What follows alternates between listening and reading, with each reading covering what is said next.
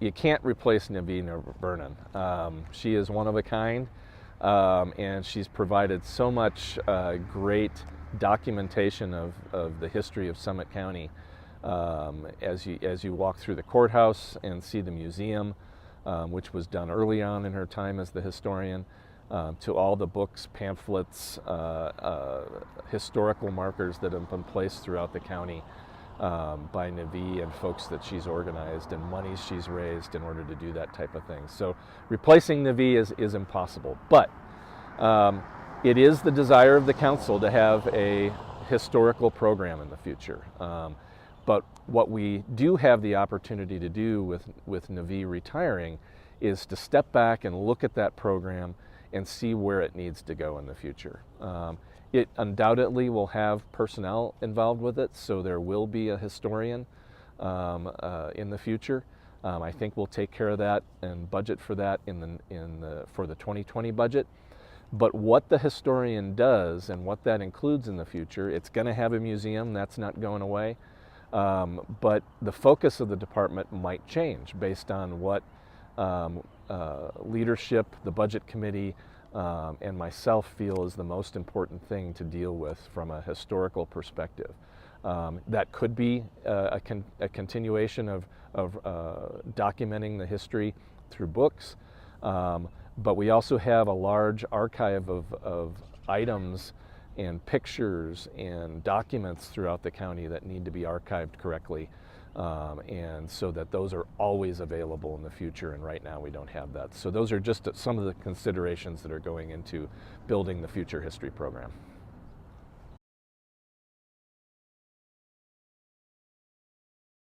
They're not mutually exclusive, so you know, it's not doing one over the other, that's for sure.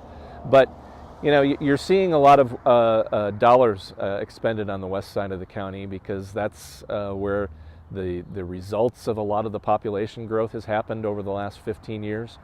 We're still catching up with infrastructure projects to react to that.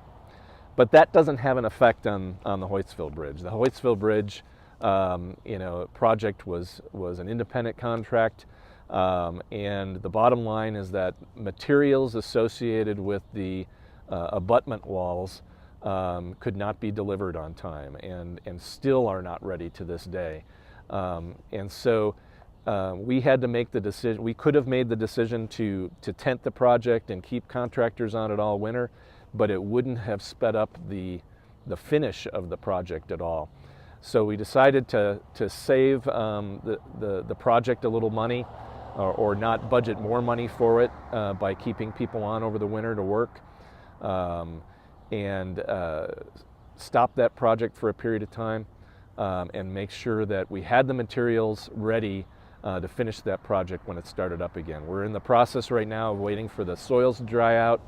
About 2.5 more weeks we should see contractors showing up on that, and once they're there, they should finish in about 75 days. That's what I'm being told from our public works folks, and so we should have it done this summer season. So building a new sheriff's office is not in our capital plans in the near or long-term future. What is in the plans is to expand. We know the sheriff's office through our recent experience in moving and expanding the dispatch service. They're pretty tight in there right now. With any more growth of the sheriff's office, we're going to have to do more and provide more space. So in our capital facilities plan, we have programmed to build another building somewhere on the Justice campus that could house a new dispatch center. It could house evidence storage, a much larger evidence storage facility than we have now. But we have some other county needs out there that could be included in that also. And so we are starting to look at that process. We don't have any revenue sources right now to do that type of building program, so we'd probably have to go out to our voters in order to approve a small bond in order to improve those facilities. But there's some other considerations too that have come up at the state level of whether we should be looking at maybe combining services into a building with the state for state patrol, or for the Department of Motor Vehicles, the driver's license bureau for the state. So those things are going on, but it is in our capital plans right now to provide more space for the sheriff's office as soon as we can.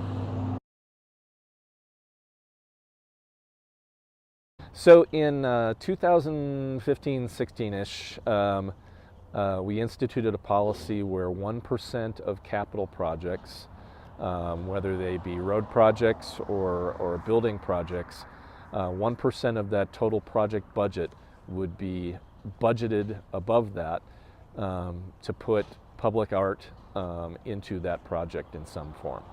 Of course, the Quinn's building was built before that policy was put in place, so there wasn't budget at the time to do that. I think the council is a big proponent of having public art associated with our facilities. They've certainly supported that through looking at the South Summit Services building and the artwork that was just completed there. It's budgeted for the Jeremy Ranch Roundabout project. So we'll see a project done there at some point. The Ledges Events Center had a budget for public art. So I think we'll be seeing a proposal within the next couple of budget years to put some public art at the Quinn's building. And so we'll be working with our art board as well as the health department to see what we want to do there.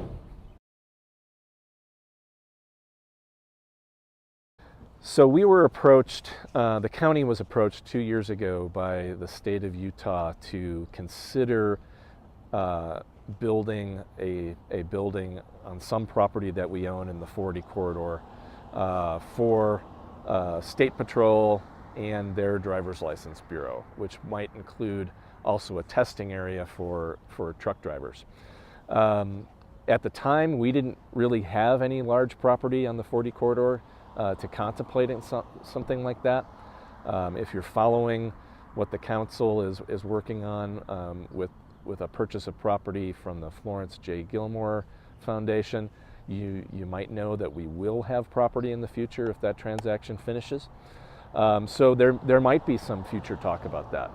If we did do that, it might make some sense to look at what other things we need to build in the 40 corridor, and what other services might make sense to put together to provide better services to our citizens, whether that means our own DMV with vehicle licensing needs to be co-located with that, or other services. So it's always being talked about.